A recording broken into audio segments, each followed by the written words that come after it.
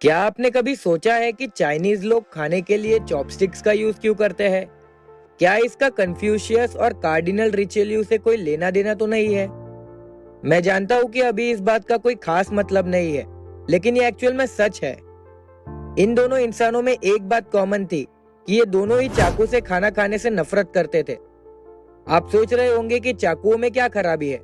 आखिरकार हम इनका यूज नियोलिथिक टाइम्स यानी उस टाइम से ही करते आ रहे हैं जब से कि इंसानों ने फार्मिंग की एक्टिविटी को शुरू किया था। देखिए, सिंपल मीनिंग में चाकू से खाना खाना आपके चेहरे के नक्शे को खराब कर सकता है और इसी के कारण चॉपस्टिक्स मैदान में आती है।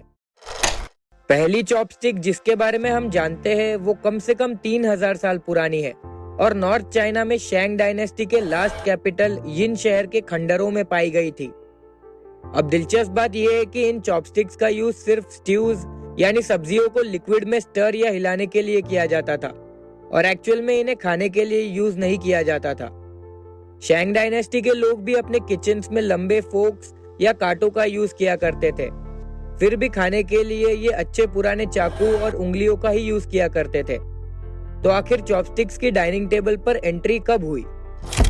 खैर, इसका जवाब जानने के लिए हमें लगभग 2000 साल पहले हान डायनेस्टी के समय में जाने की जरूरत है।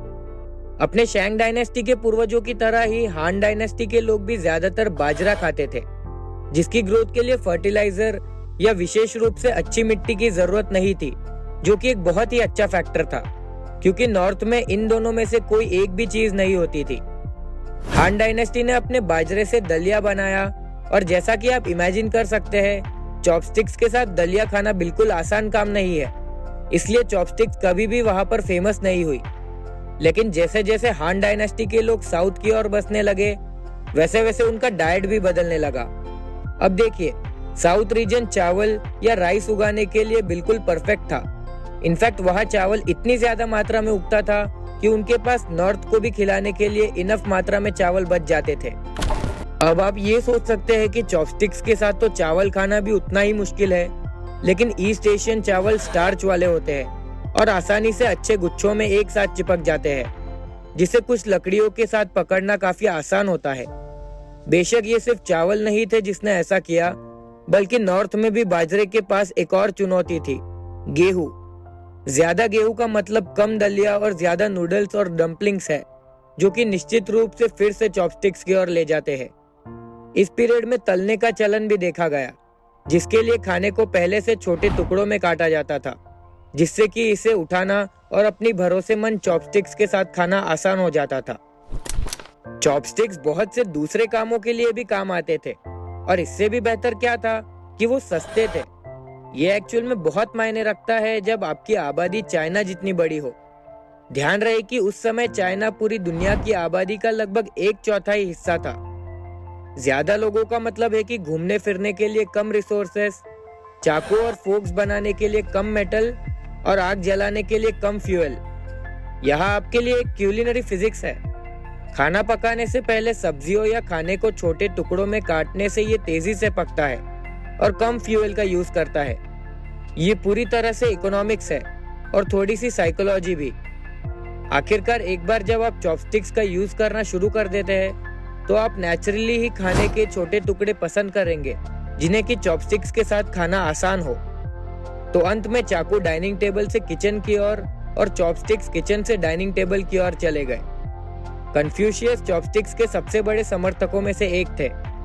उनकी नजर में चाकू किसी भी साधारण इंसान के डाइनिंग टेबल पर सबसे खतरनाक और हिंसक टूल था। एक्चुअल में उन्होंने इसे एक इतना बड़ा पॉइंट बना दिया कि उनके फॉलोअर्स ने इसे संस्कारों की किताब में दर्ज कर दिया, जो कि कन्फ्यूशियन फिलॉसफी का मूल बनाने वाले 5 क्लासिक्स में से एक है। अब मुझे पता है कि जब से हमने ये वीडियो शुरू की है, तब से आपके मन में ये एक सवाल होगा कि कार्डिनल रिचेल्यू का इससे क्या लेना देना है।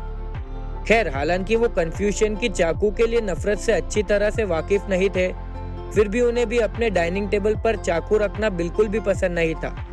अब देखिए, उन दिनों जो चाकू एवरेज यूरोपियन डाइनिंग टेबल पर मिलते थे, वो बहुत तेज होते थे। रियलिटी में वो इतने ही तेज होते थे जिससे कि आप किसी इंसान का खून या मर्डर भी कर सकते थे। हालांकि इससे भी अजीब बात यह है कि जब आपके डाइनिंग टेबल पर मेहमान एक्टिवली आपके खिलाफ कोई साजिश नहीं रच रहे होते, तो वो उन्हीं तेज चाकुओं को टूथपिक के रूप में इस्तेमाल करते थे। रिचेलियो एक चालाक मास्टरमाइंड होने के नाते हर चाकू के ब्लेड को तब तक पीसने का ऑर्डर देने लगे जब तक कि वो चाकू मुश्किल से ही कुछ भी काटने के लायक बाकी रह जाते थे। रिचेलियो ने टेबल नाइफ का आविष्कार करके अपनी नोकीले चाकू की समस्या को हल किया, जबकि कन्फ्यूशियस ने चॉपस्टिक्स को फेमस करके इस समस्या को हल किया। खैर दोस्तों, मुझे उम्मीद है कि मैंने आपकी चॉपस्टिक्स के इतिहास जानने की भूख को शांत कर ही दिया होगा। आपकी राय में चॉपस्टिक्स को आगे भी यूज करना चाहिए या नहीं, हमें कमेंट्स में जरूर बताएं। मिलते हैं अगली बेहतरीन वीडियो में। जय हिंद।